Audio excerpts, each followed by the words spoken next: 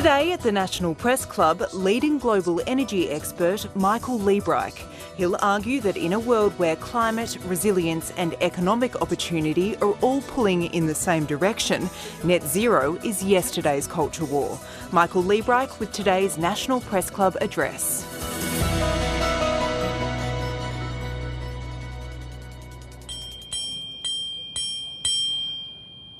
Hello and welcome to the National Press Club and today's Westpac address. My name is Corey McLeod. I'm the publisher of InnovationAus.com and a director of the National Press Club. Our guest today is Michael Liebreich. He's co-managing partner of EcoPragma Capital and CEO of his own consulting company. His speech today is entitled, "Whatever the question, clean energy is the answer." He will advocate that while solar and wind dominate new electricity generation around the world, including Africa and the Asia-Pacific region, we must electrify everything we can, whether it be transport, manufacturing or hard-to-abate industry. By way of background, he founded Bloomberg NEF, the leading global research company on the policies, commodity markets and disruptive technologies shaping the future of energy. He's also the founder of the podcast Cleaning Up, and he's had various energy efficiency roles within the UK government. And, by way of interest, he is a former Olympian, having skied for Great Britain at the 1992 Albertville Olympics. He is in Australia as a guest of the Energy Efficiency Council. I remind all of our members at the club that we have a podcast that will be available later on the website today. Let's begin, and please welcome Michael Liebreich. Welcome.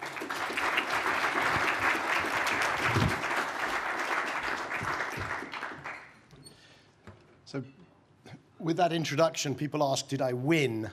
I was a mogul skier, and the answer is no, because the Australians win. So, many thanks for your introduction. I would like to add my acknowledgement of the Ngunnawal people and pay my respect to their elders, their customs and continuous culture. I feel enormously honoured to be addressing you here today, and not a little intimidated. I realise coming over to Australia as a Brit and talking about energy, particularly clean energy, I'm risking a rerun of the bodyline scandal of the 1930s. But it is a critical time to be having a conversation about energy for obvious reasons. This March, Fatih Birol, Executive Director of the International Energy Agency, addressed this very same audience about the consequences of the conflict in the Gulf and the closure of the Strait Hormuz.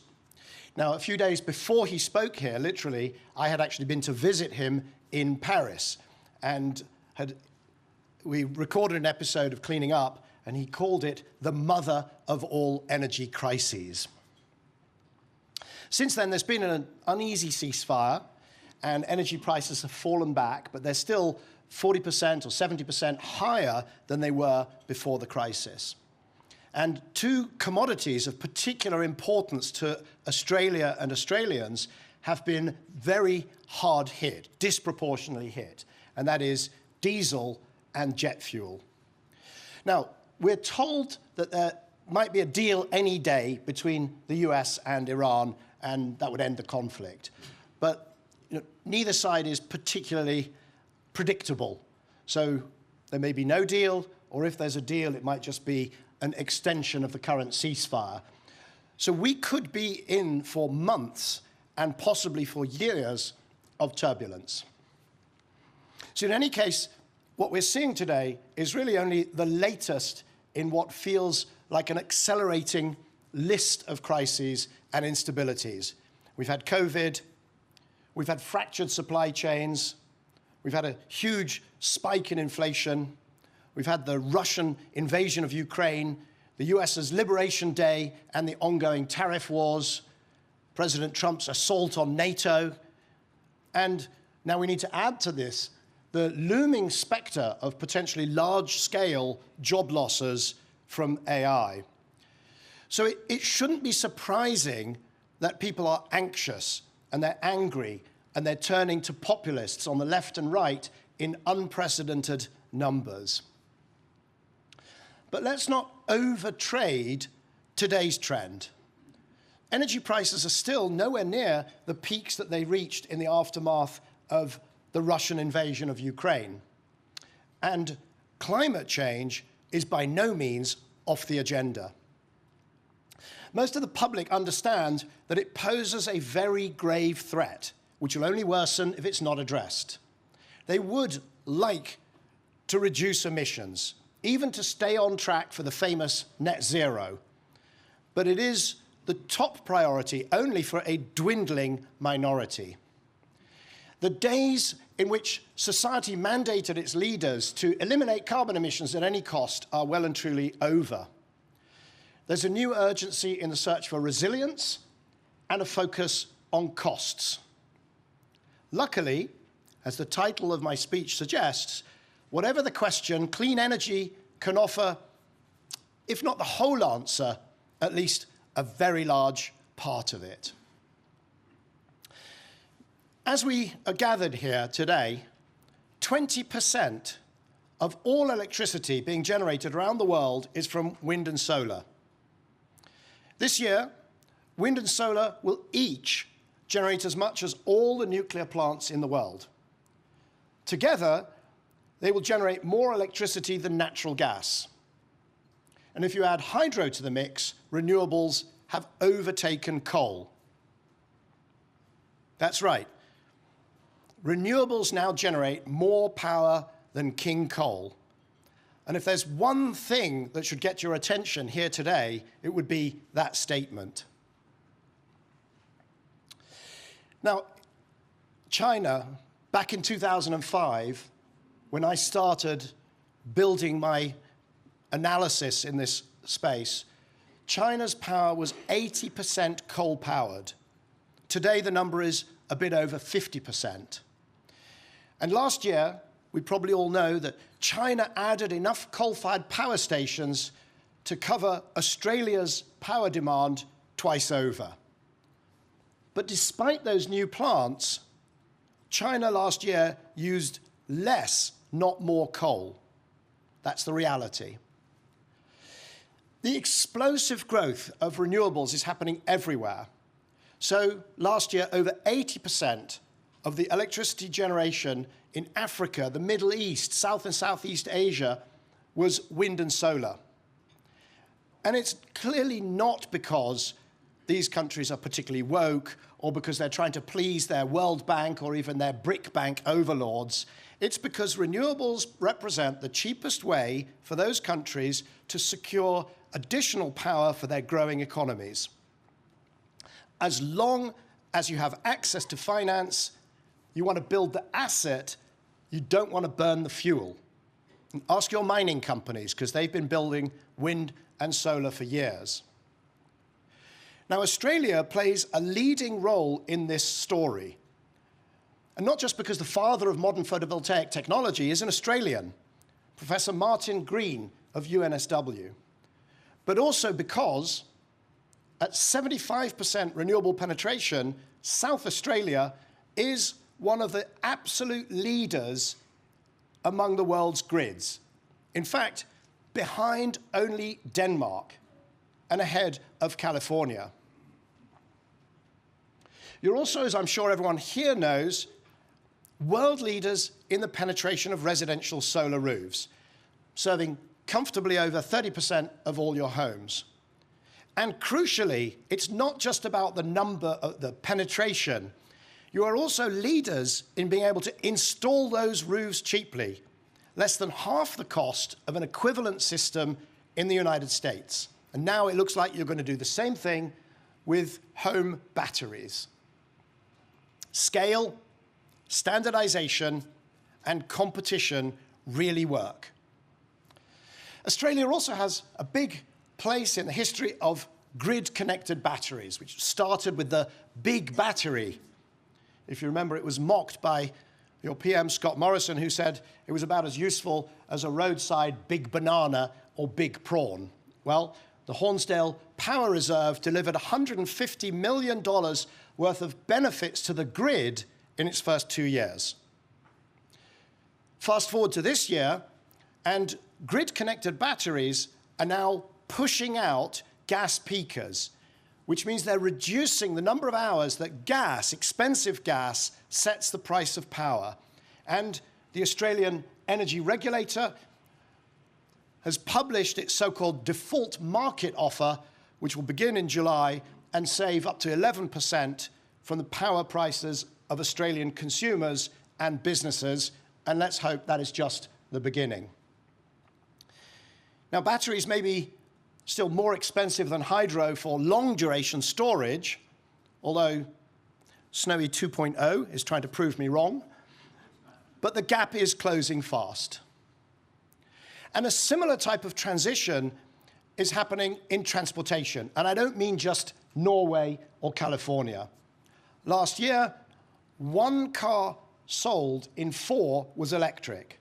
That's 1 in 5 in Europe and 1 in 2 in China. And last year in China, 25% of heavy vehicles, trucks, that were sold were electric. Now, when I hear complaints about charging infrastructure, I have to say I'm reminded of the investors who backed Blockbuster Video because they were convinced that Netflix was going to fail for lack of bandwidth. Established car companies in Europe, in the US, in Japan, have clung to the old technology, and they've claimed that their customers don't want electric cars. Well, they've sowed the wind, and now they're reaping the whirlwind. China was the number 5 auto exporter in 2021. 3 years later, it was number 1. The peak sale of internal combustion vehicles was in 2017, nearly a decade ago. People are choosing what they want to drive. Recently, an eminent oil and gas economist was speaking just before me at an event, and he told the audience that people in the developing world would never buy an electric car. So I got a little help from my friend Claude very quickly, and I was able to correct him. In 2024, 60% of new car sales in Ethiopia were electric. In Nepal, it was 76%.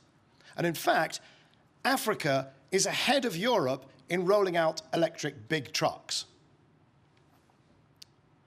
Even in the US, despite the best efforts of the second Trump administration, the clean energy sector is continuing to grow. The One Big Beautiful Bill actually retained the Biden-era tax breaks for geothermal batteries, carbon capture and storage, and even solar and wind, as long as construction started early enough. Last year, wind and solar in the US added 13% to their generation, and they overtook nuclear for the first time. Now, the administration in the US slammed the brakes on EVs, but the manufacturers who had been planning gigafactories repurposed them to produce grid-connected batteries. So, by the end of 2027, the US will have enough capacity to double its total amount of power storage, including pumped hydro, every 2 years. Bloomberg NEF, the information provider that I founded, expects to see record levels of wind, solar, and battery capacity added to the US grid every year until the presidential election in 2028. Nevertheless, the US is far behind when it comes to the supply chains and the exports of clean energy. They've been focusing instead on fossil fuels. China grasped the strategic importance of clean energy and its supply chains around 15 years ago. They've been very intentional, and they've built a leadership position across all of its major supply chains, dominating not just solar and batteries, but also the wind sector, metals processing, critical minerals, rare earths, and so on. And it's probably worth noting that many of these materials also play a key role in industries like military hardware, telecommunications, computing, and AI. The confrontation between the US as a petrostate and China as the emerging electrostate is going to be one of the defining features of this century's geopolitical landscape. Now, given the scale of disruption threatened by these developments, it shouldn't be a surprise that there are efforts to suggest they all amount to nothing. Early last year, veteran fossil fuel industry advisor Dan Yergin published a piece in Foreign Affairs entitled "The Troubled Transition." He claimed that pragmatism requires accepting that we live in a fossil economy essentially forever. The piece was anchored on the fact that fossil fuels contributed 85% to primary energy in 1990 and still contribute 80% today. Chris Wright, the US Secretary of Energy, frequently makes the exact same point. Recently, on a podcast, he said of solar power, "There's no there. I'll make a bet. Solar never gets to 10% of global energy." It will take not much longer than the term of the current Trump administration for him to be proven Chris wrong. Let's dive into this use of primary energy as a proxy for real energy use in the economy by those defending the status quo. Primary energy is not energy demand, it's energy supply. Around 2/3 of it is wasted, mainly from oil, gas, and coal. That 2/3 never does anything useful for anyone. I want you to imagine, if you can, two Australian families, the Browns and the Greens, living in identically sized houses with similar lifestyles. Family Brown is old school, uses coal-fired power, heats with gas, and drives a diesel. Family Green, on the other hand, has invested in solar power and a battery. They use electric heating and they drive an EV. Running the Brown household takes 4 times the primary energy required to run the Green household. So if you're using primary energy as your metric, you would believe the Browns are deserving of 80% of your time, attention, and resources. And if your state or your country is made up of half Browns and half Greens, you might conclude that reaching net zero is just too hard, because replacing 80% of primary energy seems such a hard nut to crack, whereas in fact, you're halfway there. This is called the primary energy fallacy. And whenever you hear anyone using the words primary energy, one of two things is happening. Either they don't understand what they're talking about, or they know exactly what they're talking about, but they hope you don't.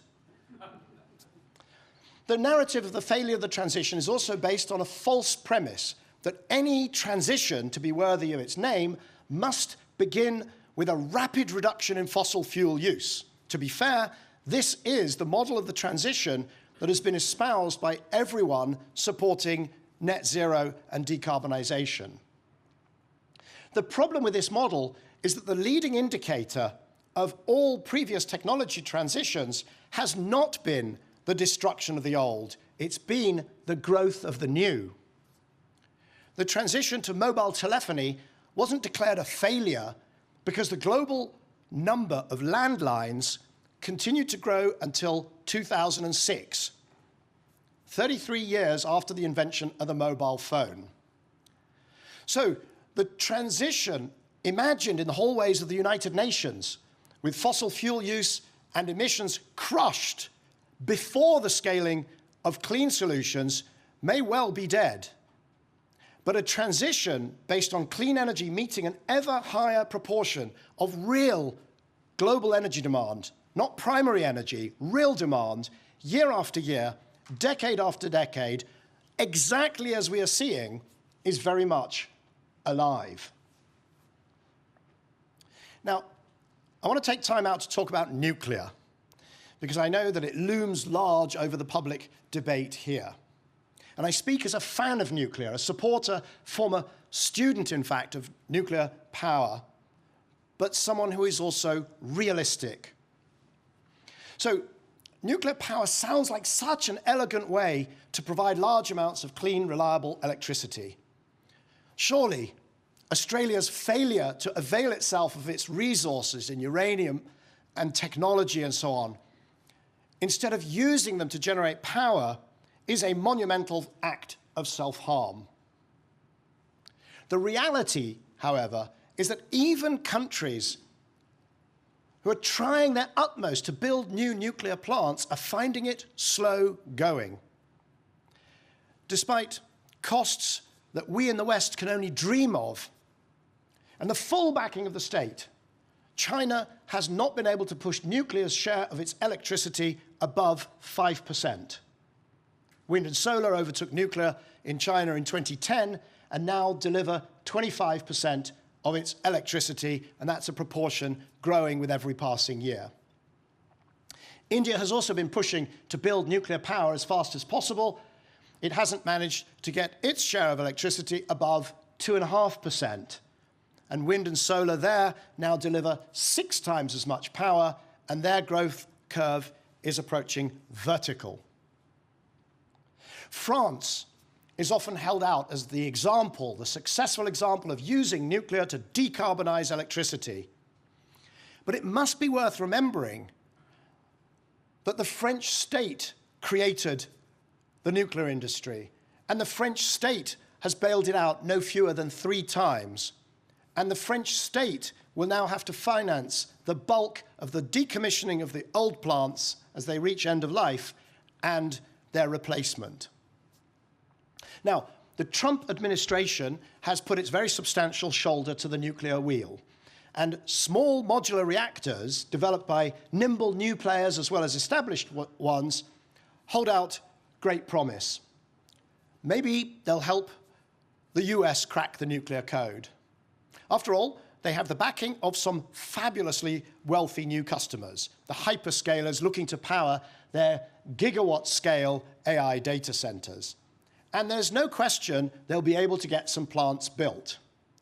But the question really is whether that will be enough to trigger the oft-promised and so far never delivered nuclear renaissance. To do so, they would have to drive the cost down by almost an order of magnitude. Bloomberg NEF, the analysis team that I built and trained, estimates that the real cost of power from the first new SMRs will be around $400 per megawatt hour. That's something like 7 times your wholesale prices here in Australia. And that's once you've stripped out the research grants, the concessionary finance, the tax credits, the socialized risks, and all the other subsidies that are layered to get this industry started.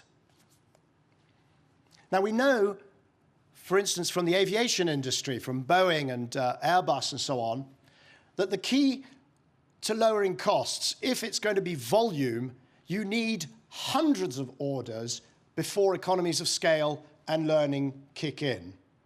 Not the half dozen or dozen plants that are actually being built or about to be built. But hundreds of SMRs would still not be enough to make it a climate solution. The clue is in the name, small. Just to match the electricity generated globally last year by wind and solar, you would have to build thousands of SMRs. In fact, tens of thousands of the very small ones. And just to meet Australia's current power demand, you would need to build hundreds of them. So let's get back to the real world and ask, what is the potential impact of the current crisis? Of course, in the short term, we're seeing efforts to route oil and gas from the Gulf around the Strait of Hormuz. We're seeing non-Gulf producers trying to produce as much as possible, cancelling maintenance, turning the taps up as much as possible, and so on. And we're seeing countries burning more coal, particularly in Asia. We're also seeing countries reopening discussions about exploration and extraction. But let's be clear, this is a fossil crisis and it will not have a fossil solution. If you think of this as the second fossil fuel crisis in 4 years, that is the wrong framing. What it is, in fact, is the 14th crisis in the 60 years since the 1973 OPEC oil embargo stunned the world. 8 times in that period, the oil price has soared by over 30% in the space of a year. And 6 times, it has crashed by the same percentage, which harms producer nations. So defenders of the fossil-based status quo are always very keen to point out that renewables are not as cheap as their supporters claim because of the externality cost that intermittency places on the power system. And they make a good point. But they're less keen to accept that the far bigger externality is imposed by the perennial volatility in fossil fuel prices. The UK's Climate Change Committee has calculated that the cost to the UK of just one more fossil fuel shock between now and 2050 would be more than the entire cost of achieving net zero. So what happens next? We can learn a lot about it by referring back to what happened when Russia invaded Ukraine. I wrote a piece at the time predicting that the great energy price spike, which was what resulted from the invasion, is going to give way to the great clean energy acceleration. And it turned out to be one of my better predictions. The 4 years that followed the invasion saw around a doubling of installations of wind and solar, a doubling of sales of EVs, and a doubling of investment in clean energy globally. And I'm confident that this will prove to be a foretaste of what we're about to see. Now, most of Asia was insulated from the impact of the Russia-Ukraine war. Indeed, China and India were even able to buy sanctioned oil and gas, related commodities, at discounted prices. This time, Asia is directly affected, being the destination for over 80% of the oil and gas that normally passes through the Strait of Hormuz. Can you imagine any world in which China, Japan, South Korea, and other Asian nations don't dramatically accelerate their efforts to reduce their exposure to this and other pinch points? So over time, the short-term scramble to replace oil, gas, and other commodities that are stuck the wrong side of the Strait of Hormuz will give way to a strategic and profound reevaluation of what a resilient economy looks like in a volatile world. And the process has already started. China's state-owned oil and gas company, Sinopec, has cancelled a planned expansion of an LNG import terminal. Vietnam's Vingroup has cancelled 4.8 gigawatts of LNG-fueled power generation. The EU is bringing forward a legislative package designed to, and I quote, address the EU's rising energy costs and dependence on volatile fossil fuel markets. Pakistan has decided to go to 95% domestic clean electricity by 2040. And customers are acting too. Unilaterally, sales of EVs in Europe have already jumped from 25% of new cars to nearly 40% since the attack on Iran. Populations may be sick of being lectured, hectored on climate change, but they're acutely aware of soaring prices at the pump. Now, where the first great clean energy acceleration took renewables to the point where they're absorbing all of the growth in electricity demand globally, the great clean energy acceleration 2.0 that we're about to see could well take renewable energy to the point where it absorbs all growth not just in electricity, all growth in energy demand. And what that would mean is that we could well see peak fossil fuel use and peak emissions this side of 2030.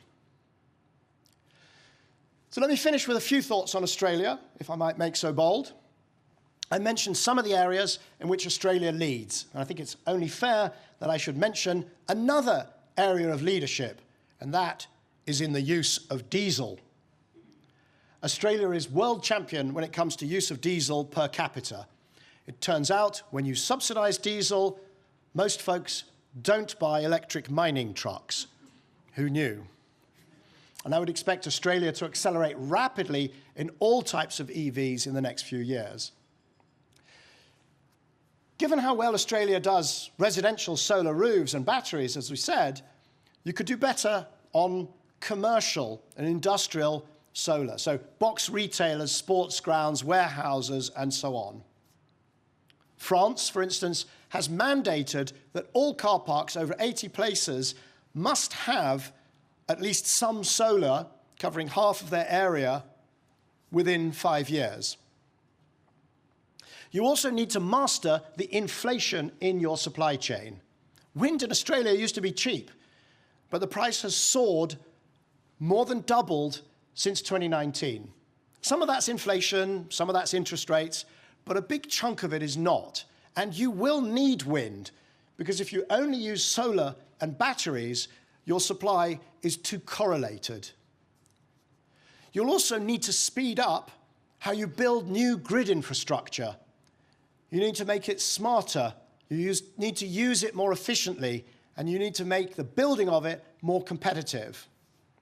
Around the world, by the way, all countries are grappling with this issue, not just Australia, and the winners will be the ones who figure it out. But it is existential here in Australia. You can forget any chance of using your superb renewable resources to drive export industries, the so-called superpower thesis, if your clean electricity is twice the price of China's. Finally, around the world, electrification is the word on everyone's lips. Australia fell hard for the hydrogen hype, and it's good to see that now receding. Hydrogen will have some uses far smaller than we all perhaps thought previously. Where hydrogen failed the test of physics, electrification passes. Electrification is the key to the future competitiveness of industry. And there's a wealth of innovation in Australia that could be globally competitive. So it's very good to see electrification being pushed by the team preparing Australia's contribution to the COP summit in Turkey later this year. In summary, therefore, I hope I've managed to persuade you that the transition to clean energy is not a threat to Australia's prosperity, that it can provide answers simultaneously to the three biggest challenges we all face: climate change, affordability, and resilience. And that when it's done, Australia will still be an agricultural powerhouse, an extractive industry powerhouse, a services powerhouse, a tourism powerhouse, an education powerhouse, an electrification powerhouse, a financial powerhouse, a defence powerhouse, and, above all, a fabulous country to visit. Thank you.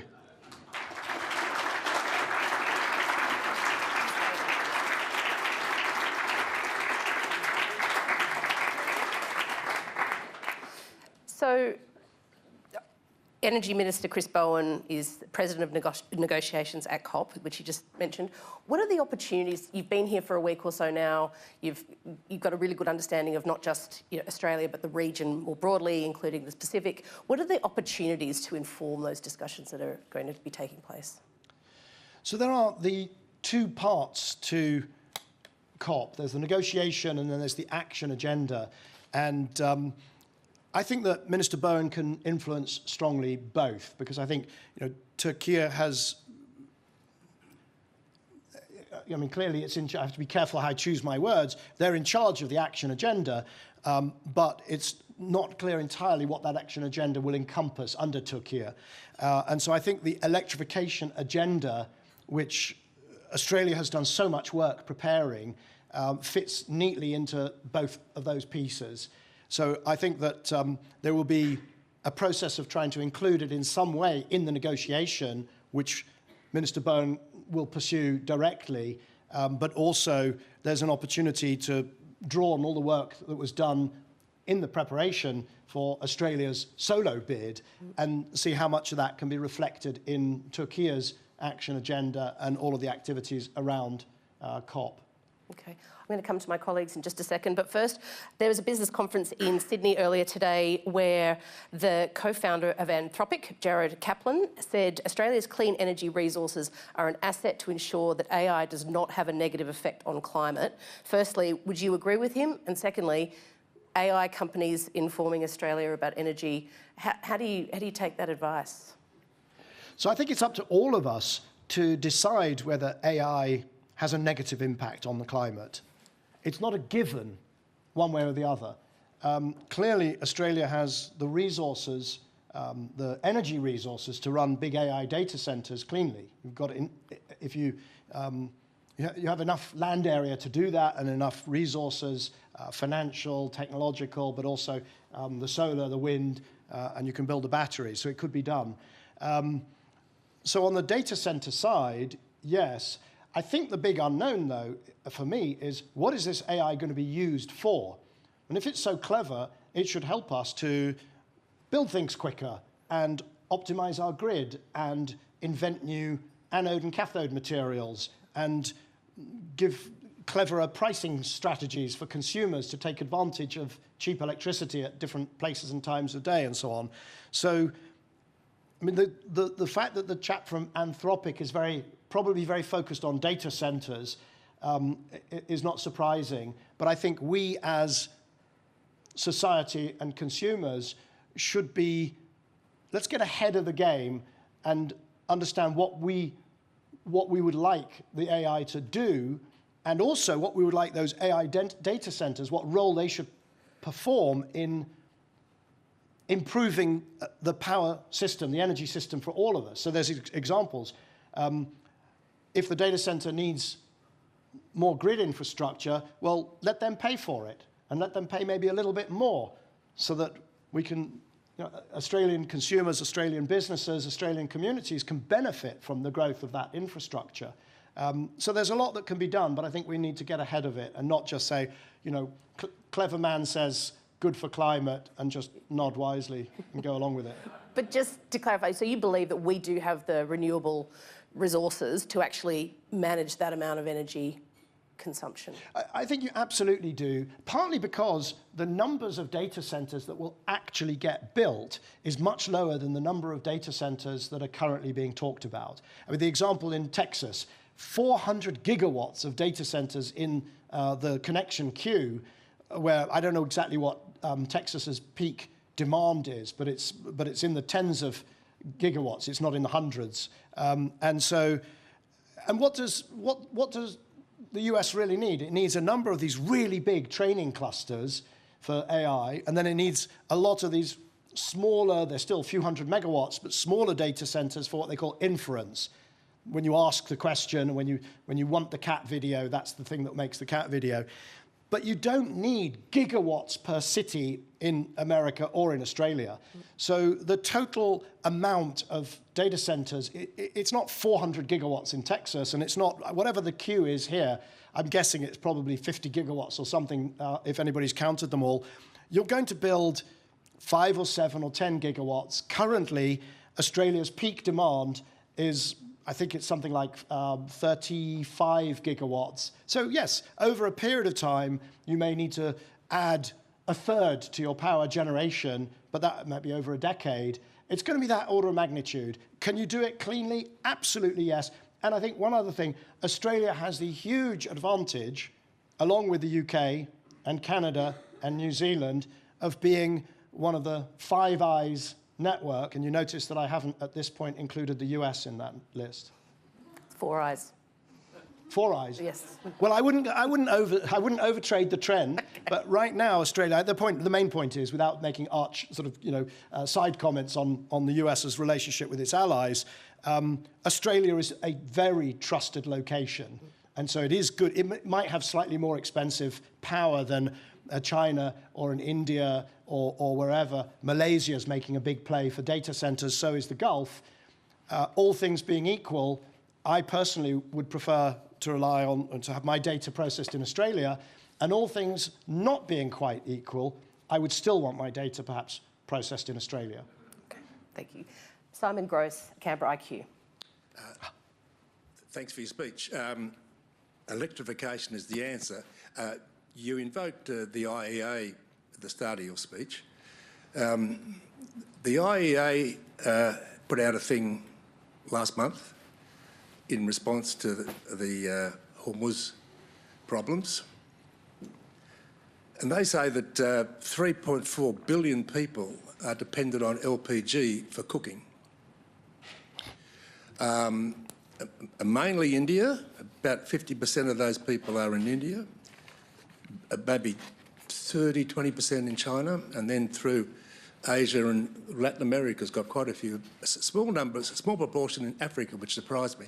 And they point out that electrification is not an option because there's no infrastructure and the cost of buying electrical appliances is beyond their ken, and they're going to be going to charcoal and cutting down forests. So can you reflect on that? Yes, it's a great question. It illustrates part of the way I approach this. So I wrote last year this thing called the Pragmatic Climate Reset, which was an effort partly to address the primary energy fallacy and other fallacies of the people who say there's no transition, but also those people who want the absolutely perfect solution or no solution. And LPG, as you embedded in your question, is a lot better than burning charcoal, but never mind charcoal. What about just wood, right? Firewood, or animal dung, which is very often the alternative. So LPG, and to be quite honest, it's a very minor use of fossil fuels because although there's a lot of these people, I don't recognize the 3.6 billion. 3.4. It's about 3.4. 45% of the world's population. And as I say, that they don't have an easy... No, I'm not sure whether they're currently using LPG or they might, because a lot of them are still using biomass.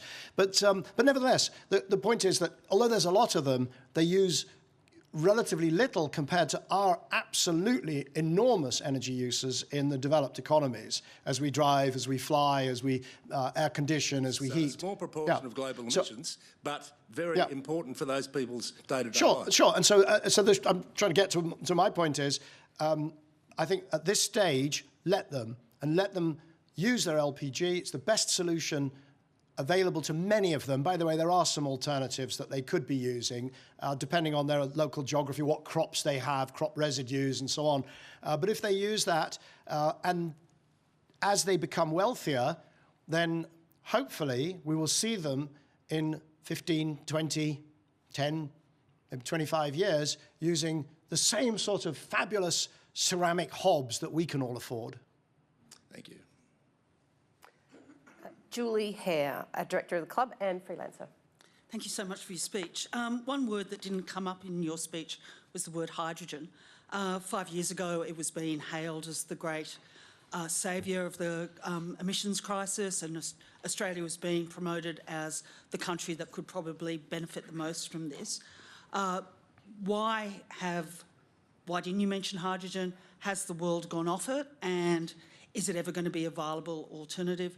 And in one adjacent question, could you talk to me about ammonia-powered ships, especially one belonging to Twiggy Forrest, who was once a great advocate for hydrogen that is currently in the Bahamas? Yeah, so these are not fads that hydrogen comes, hydrogen goes, or it shouldn't be. It should be techno-economic modelling undertaken with real seriousness. And I've been very, very involved in that discussion. And in fact, I started from the position of saying there are a few things that are just really hard to decarbonize. And so I created a thing called the hydrogen ladder and said, well, up at the top of that are the things we should focus on. Because when it comes to, buses and trains, I mean, you've got some of those in Australia, blending hydrogen into the gas grid. I mean, incredibly stupid things to do, to be honest. So they were down at the bottom. But some of the things nearer to the top were the things that are hard to decarbonize.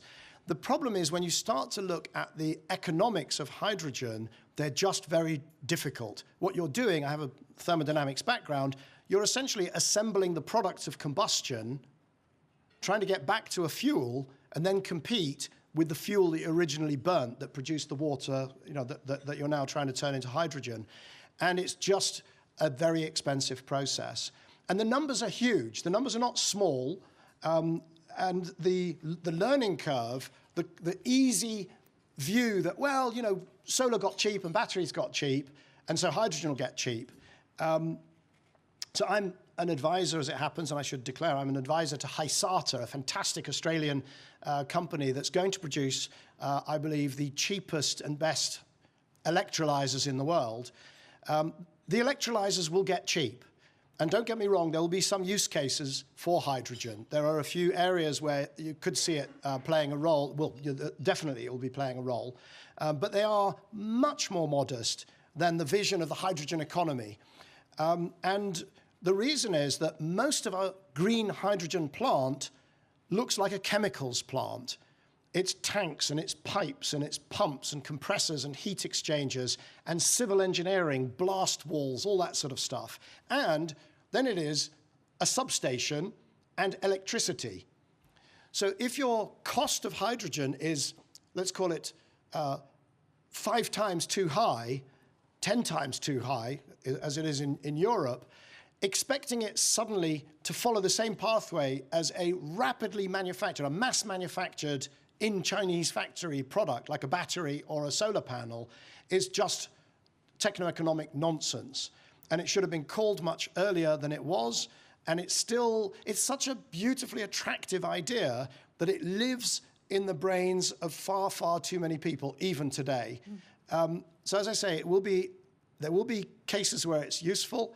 It may play a role, and I say may play a role in steel. But overwhelmingly, by the way, our focus should be the world uses hydrogen today in fertilizer, in petrochemicals, to do things like hydrocracking, to turn oil into more petrol and more diesel, or make methanol, those sorts of things. Those are the uses right up at the top of the ranking, the hydrogen ladder. And if we can't clean those up, we should not be talking about anything else. And can you talk to me about ammonia-powered? Ammonia-powered ships. I've never heard of such a concept. Well, so if you want to get shipping off bunker fuel, off fossil, then there's a range of different things. And the two that society kind of settled on was methanol and ammonia. By the way, it has not spent a 50th of the effort looking at, well, maybe we could get the biggest 500 ships in the world using nuclear, and maybe that would actually be a better way to take out a very large chunk of emissions. By the way, all of small ships, local ships, river boats, tugs, tenders, coastal shipping, that's all going electric, right? So that ferries, that's all going electric. Ammonia, I have to say, ammonia might be the cheapest solution, and it is, of course, doesn't have a carbon molecule, so it feels cheapest and easiest.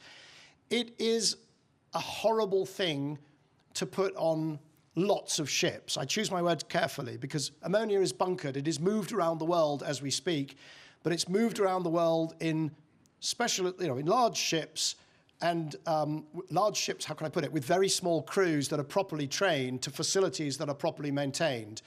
And if you want to know what I'm talking about, go on YouTube and look at anhydrous ammonia accidents and decide whether you would like to be on a ship when one of those happens, or on a bridge when one of those ships passes under it, or in a port when some bad person has a crack at a ship full of of ammonia.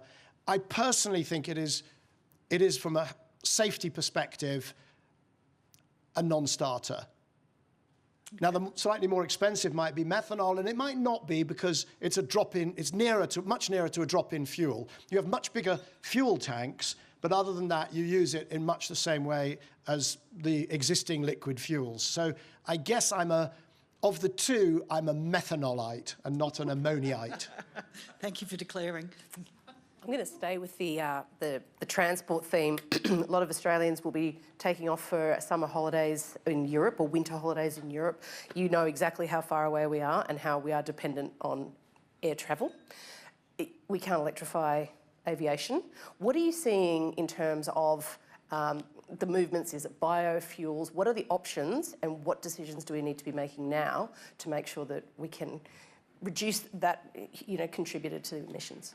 So first of all, let me say that short-haul aviation goes the same way as I said, that boats and tenders and ferries and so on. So there's a lot of short-distance flights and general aviation that will go electric. It's already going electric. But when you start to talk about the long haul, it's obviously much, much harder. There is, I think it's fair to say, no expectation that batteries will ever be able to do long haul. There are people who say it'll go electric, you'll just have to fly really, really, really slowly. I don't think people will tolerate that. So it's going to be, well, I should also talk about hydrogen before I get on to what I think we should do. The idea that we will do a pure electrical fuel, we call it an eSAF, so an E-sustainable aviation fuel, that is capturing the CO2 and then electrolyzing hydrogen. Then you have to combine them, then you have to refine them to get the right molecule mix and so on. It's, at the moment, the numbers, EU figures, is that would cost 11 times what kerosene, what jet fuel would cost. And biofuels can cost, at the moment, a lot of them are around sort of 2.5 times the cost. And that can be pushed down with scale and more innovation. And that's an area that Australia could be very good at. And I know that there's just been an allocation of, I think it's 1.2 billion Aussie dollars to sustainable aviation fuels. And I suspect that that's a very productive area to look at. But I don't think we should pretend that we can get a sustainable aviation fuel for the same cost as fossil jet. Fossil jet is just going to remain cheaper. So we've got to put up with, to a certain extent, the flight costs will go up. But before then, there's an enormous amount that can be done to reduce the climate footprint of aviation. And I'm thinking of things like the way in many airports we fly around in circles waiting for a slot. There's a big thing in the UK. Making sure that all airlines are using the most efficient planes and the most efficient engines. So instead of blocking them from investing in the fossil version, maybe they should be investing in the fossil if it's 25% more efficient than the planes that they bought many years ago. There's a lot that can be done with contrails. So contrails double the climate impact of aviation. Those white threads in the sky. And a small proportion of flights produce all the bad contrails. So there's an enormous potential to change the flight patterns, the flight paths of a minority of flights and save as much as you can save by switching to a sustainable aviation fuel. So there's a lot we can do, but in the end, it'll be a bio-based sustainable aviation fuel, and I think there's a decent chance that at least some of that might be an Australian bio-based sustainable aviation fuel. Let's hope. I have a question here from Adam Morton at The Guardian. I assume you're well across the rapid growth in household and utility scale battery capacity in Australia over the past year and the related fall in generation from gas peaking plants. What might be the lessons from this, both for Australia and other countries? The main lesson is that big batteries work. They are not big bananas or big prawns sitting by the side of the road trying to attract attention. They're not Hollywood solutions, they're real solutions. And by the way, there's going to be an awful lot more of them, especially when you look at new battery chemistries. So you've got the sodium batteries that could be, again, take another bite out of the costs. So the main lesson is they work. I think very interesting that you highlighted that they push gas peakers out of the so-called merit order. So the way power markets work is the last kilowatt hour sets the price for everything. And if gas is expensive, hello, Hormuz crisis, or even your own domestic gas is not that cheap, what happens is that this would be typically, for instance, in the evening, everybody gets home and uses electricity. If the battery can cut in, then that gas plant doesn't run, and the cost of the electricity at that point just drops. And that's why the Australian Energy Regulator can take a chunk out of some people's prices. But the lesson there is actually an interesting one. You need to get ahead of this, which is that the gas peakers will run fewer hours. Okay, we think that's good. But if you own a gas peaker, particularly if it's an older gas peaker, you might say, well, I'm not going to keep maintaining that and keep waiting for the small amount of time when this is going to run. And the pragmatic approach is actually to keep those gas peakers on the system, because when those batteries are empty, maybe because it's been bad weather, even in Australia, I've just learnt the last few days, you even have bad weather. So if those batteries empty after however many hours or days, you're going to need those peakers. And so one lesson from what's happening is to think ahead and say, well, if they run that much fewer hours, what do we need to do to keep them sticking around for the time that you really need them? They might run a few hundred hours a year instead of a few thousand. And so I think, I know that there's a conversation ongoing in Australia about some kind of mechanism to get gas peakers to, or any sort of peaking capacity, to just kind of sit there waiting, by the way, enabling huge amounts of clean electricity, wind and solar, to come onto the grid, but to make sure it's resilient, and to do that at the lowest cost.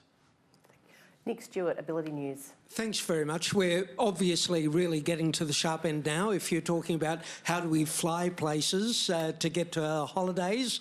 On that, I mean, Australians fly a lot. We also use trucks basically to transport everything around the country. You made the point that trucks, which we'd always thought until recently here, need to be powered by diesel fuel. You're suggesting that there are other ways now, I think. And the other question is, you mentioned in your speech just one sentence about carbon capture and storage. I mean, is that over now? We've got a small group of people here in Australia who really think that might still be the answer. Has that boat sailed? Has it just passed? Are we waving goodbye to it like ammonia, an ammonia-fueled boat heading off over the horizon? Okay, so trucking, I love both of those questions. Thank you, Nick. So trucking, and let me, I'm trading my book here, right? I have a startup based in the UK, but operating across Europe, building charging infrastructure, charging hubs for electric trucks. And about 5 years ago, people said, well, hydrogen doesn't work for cars, but it's the only way to drive, to power heavy vehicles. And I thought, well, I don't really understand that, because a truck is really just 5 cars driving in close formation. So if the economics work one way for a car, why is it not the same for a truck? And I started to dig in, and I put part of my team onto it. And sure enough, when people said a truck, you wanted to have a truck that drives, let's say, 400 or 500 miles, it's going to have a 7-ton battery at the time. So it's obviously a non-starter. Take out the engine, take out the gearbox, take out the differential, take out the fuel system, take out the exhaust system, take out most of the vibration damping that you need in a diesel, and the truck is only 2 tons. Back then, heavier, and batteries are getting better and better and more energy dense. So the answer is you can have a truck quite easily that can do 400, let's call it 400 miles, and it'll soon be 500 and 600 and so on.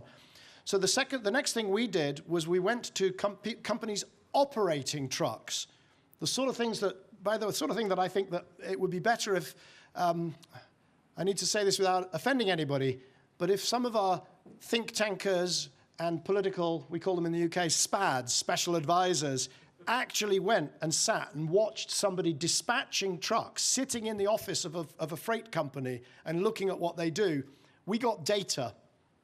And what we discovered is amongst all the truck movements, there's a subset where you could do it competitive with diesel today.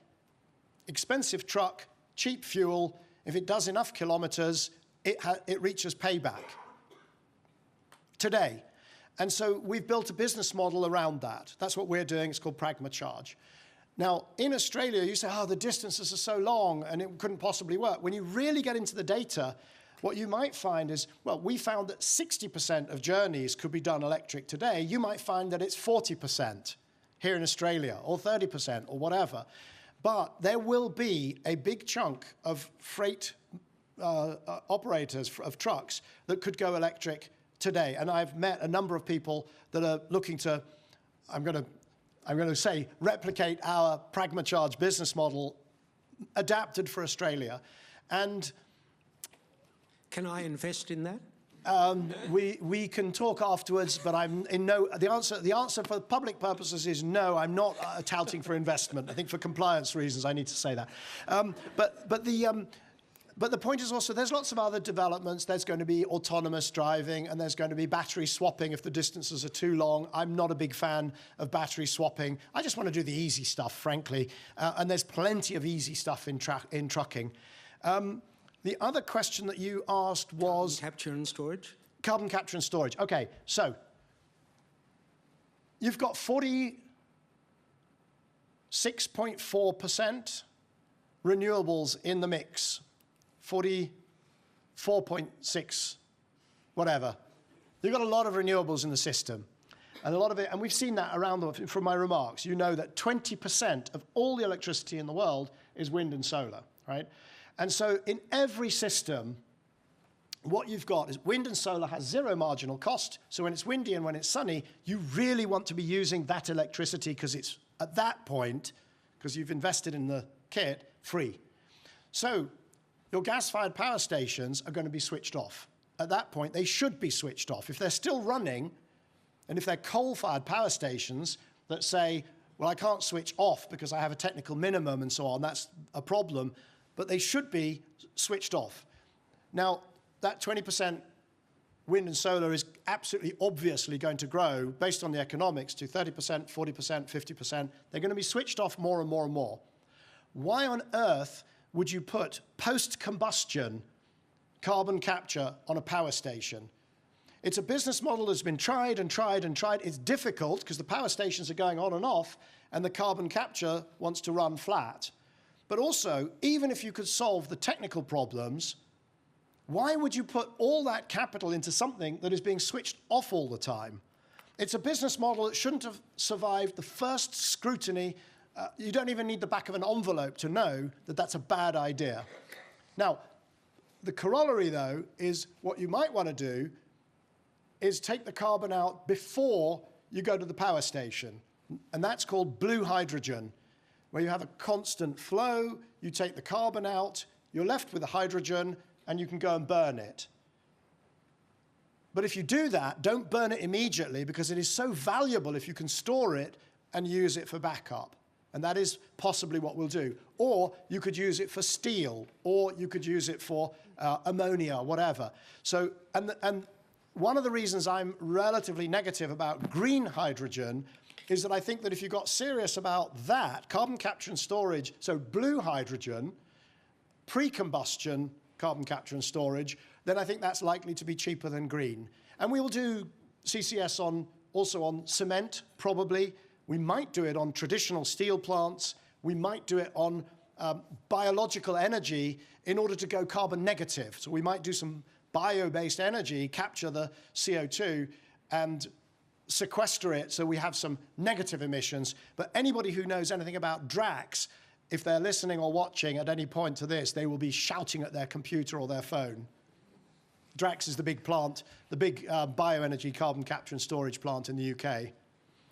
It's burning trees, or it has been, allegedly. We're going to leave it there, Michael. You have shared a huge amount of insight with us. It's a very complicated area, and we're very grateful to you shared your experience with us. Could you please join me in thanking Michael Liebreich?